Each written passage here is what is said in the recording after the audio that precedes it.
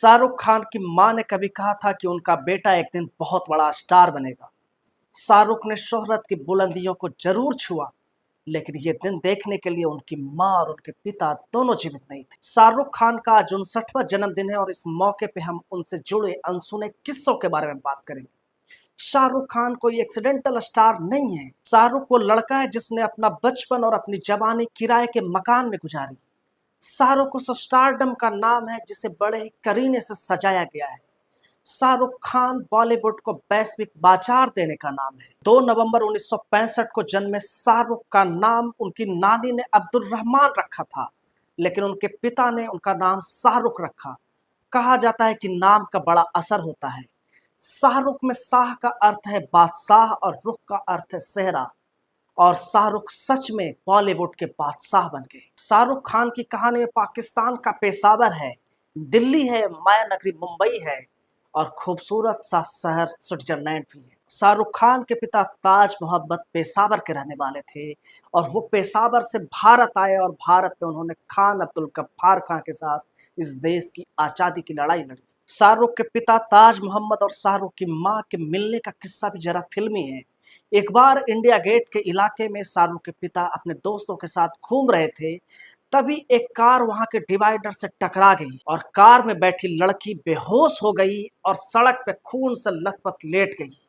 ताज मोहम्मद अपने दोस्तों के साथ उसे अस्पताल ले गए और उसका इलाज करवाया। उस लड़की की सगाई मशहूर क्रिकेटर अब्बास अली बेग के साथ हो चुकी थी और उस लड़की का नाम था फातिमा लतीफ खान।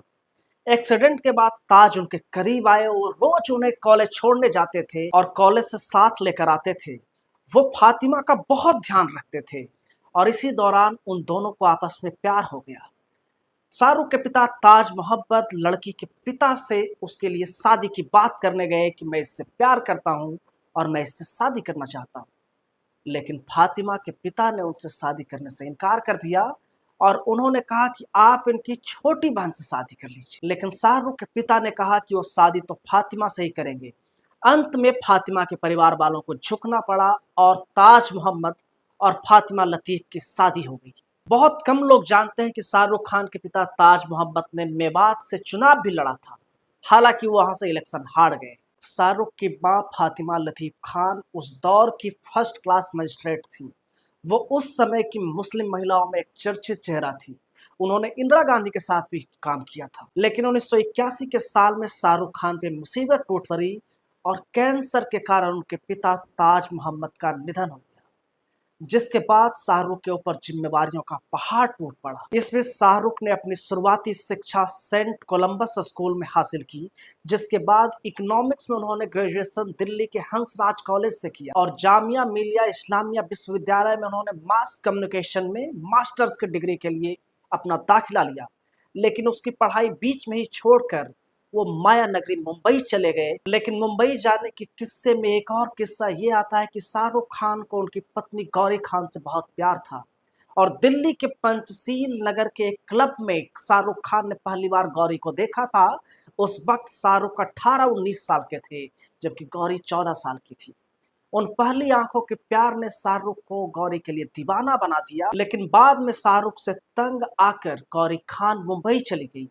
कहा जाता है कि गौरी खान के लिए ही शाहरुख खान मुंबई गए थे, लेकिन वहां उन्होंने धीरे धीरे फिल्मी दुनिया में अपना जलवा दिखाया और फौजी नामक सीरियल से अपने फिल्मी दौर की शुरुआत कर दी। लेकिन कैरियर के शुरुआती दिनों में ही शाहरुख खान को एक और झटका लगा और उनकी मां फातिमा लतीफ खान इस दुनिया को छोड़कर सदा सदा के लिए चली गई।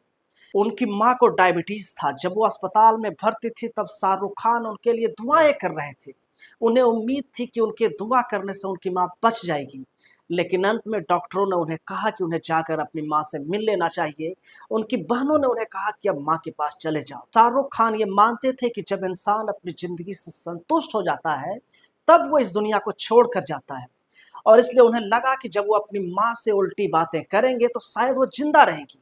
इसलिए जब वो मां के पास गए तो कहने लगे कि अगर तुम जिंदा नहीं रहोगी तो मैं बहनों का ख्याल नहीं रखूंगा, मैं कोई जिम्मेवारी नहीं निभाऊंगा, मैं शराब पीऊंगा, शराबी बन जाऊंगा, मैं पढ़ाई भी नहीं करूंगा। शाहरुख को लगा कि ऐसी बातें सुनकर शायद उनकी मां जिंदा रहेगी, लेकिन ऐसा नहीं हुआ। उनकी मां को बखूबी मालूम था कि शाहरुख सभी जिम्मेवारियों का अच्छे से निर्वहन करेंगे। हालांकि शाहरुख की मां की मौत के बाद उनकी बड़ी बहन शहनाज को गहरा सदमा लगा और वो डिप्रेशन में चली गई।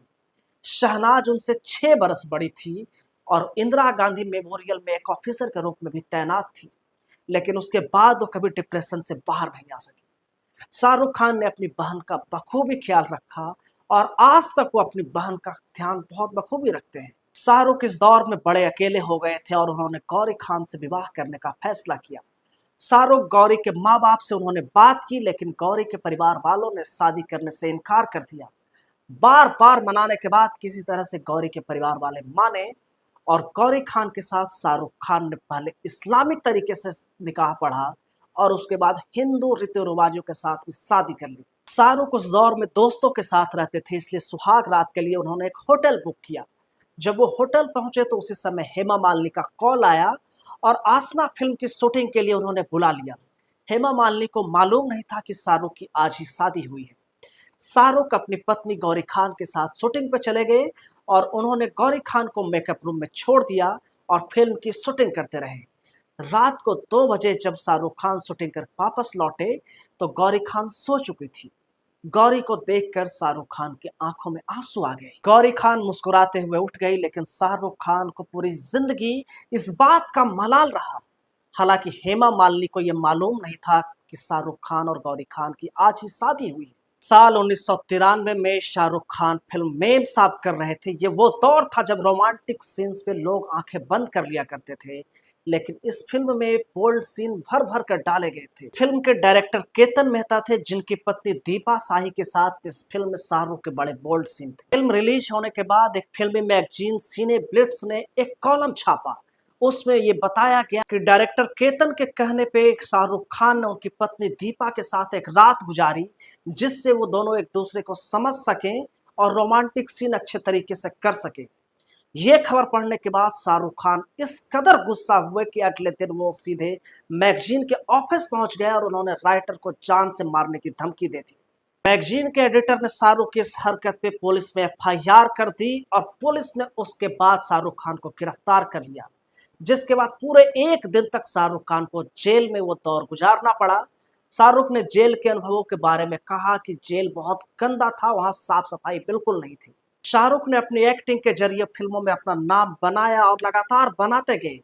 उनके फिल्मी जीवन को नजदीक से जानने वाले लोग ये मानते हैं कि डर और बाजीगर जैसी फिल्मों ने ये बता दिया था कि दिल्ली का ये लड़का मुंबई पे बरसों तक राज करेगा। शाहरुख खान को रोमांस किंग भी कहा जाता है। दिल तो पागल है और देवदास जैसी फिल्मों ने उन्हें भारत का नया सुपरस्टार बना दिया। साल 2001 में शाहरुख खान ने समुद्र किनारे बांद्रा में अपना एक नया विला खरीदा, जिसका नाम उन्होंने मन्नत रखा। कहा जाता है कि मन्नत खरीदने के बाद शाहरुख की हर मन्नत पूरी होती चली गई और एक से एक हिट फिल्में वो देने लगे। शाहरुख को रोमांस किंग कहा जाता है, लेकिन साल 2006 में उन्होंने एक्शन अभिनेता के रूप में फरहान अख्तर के द्वारा निर्देशित की गई फिल्म डॉन 2 की रीमेक बनाई, जिसमें उनके एक्शन को दर्शकों ने काफी पसंद किया। इसके अलावा शाहरुख ने जीरो और रईस जैसी फिल्मों के जरिए भी अपने ऊपर ठीक ठाक एक्सपेरिमेंट किया है। माय नेम इज खान में भी उनकी एक्टिंग स्किल देखने लायक है।